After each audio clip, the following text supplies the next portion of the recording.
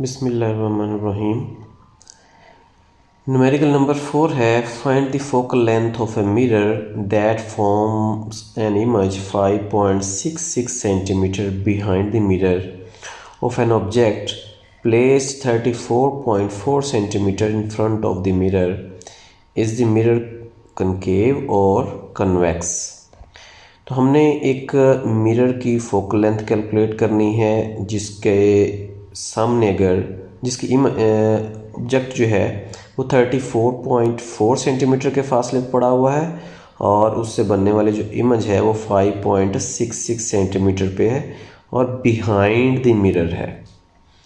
तो इस क्वेश्चन से हम डाटा निकालते हैं। हमारे पास है distance of object from mirror और ये 34.4 सेंटीमीटर है हमारे पास। इसको हमने p से ज़ार किया और distance of image from mirror वो है 5.66 सेंटीमीटर।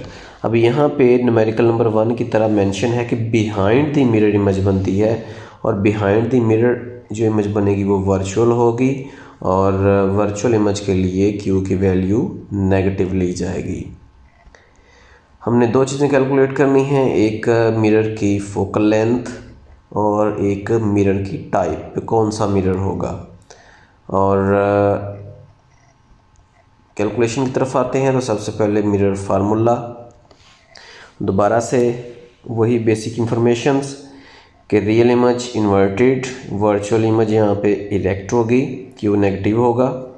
अब यहाँ पे जो कि मेंशन है कि वर्चुअल इमेज है इसलिए क्यू की वैल्यू नेगेटिव रखी गई। अब हम फोकल लेंथ कैलकुलेट करेंगे। अगर तो फोकल लेंथ पॉजिटिव आई तो कनकेव मिरर होगा और अगर फोकल लेंथ नेगेटिव आई हमारे पास तो फिर कन्वेक्स मिरर होगा। यानी मिरर की टाइप कौन सा मिरर होगा ये हमें फोकल लेंथ का आंसर बताएगा। तो P की वैल्यू यहाँ पे 34.4 है और इसी तरह से Q की वैल्यू 5.66 है, लेकिन चूँकि वर्चुअल था इसलिए साथ नेगेटिव आया। इसको एलसीएम लेके हम सॉल्व करेंगे। क्योंकि इसका एलसीएम लेना मुश्किल है इसलिए मैंने दोनों को मल्टीप्लाई कर दिया। 34.4 इससे कैंसिल हो गया तो 5.66 को मल्टीप्लाई कर दिए 1 से तो ये आ गया 5.66। इस तरह से 5.66 इस रकम से कैंसिल होगा तो 34.4 ऊपर आ गया और इसको ये दोबारा लिखा गया। इसको हम सॉल्व करेंगे।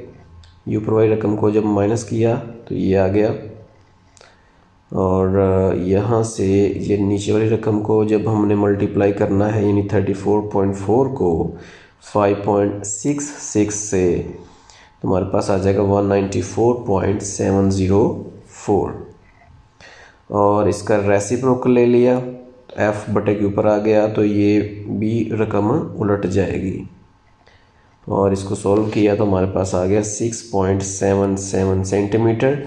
यानी जो मिरर यहाँ पे इस्तेमाल किया गया है उसकी फोकल लेंथ 6.77 सेंटीमीटर है और फोकल लेंथ का हमारे पास आंसर नेगेटिव आया। आप यहाँ देख सकते हैं कि फोकल लेंथ है नेगेटिव है तो मिरर कन्वेक्स होगा। तो यहाँ पे भी जो मिरर इस्तेमाल किया जा रहा है वो कन्वेक्स मिरर होगा। तो ये चीज़ें बहुत ज़रूरी हैं इन तरह के न्यूमेरिकल्स को सॉल्व करने के लिए। ये ज़हन नशीन रखनी है आपने।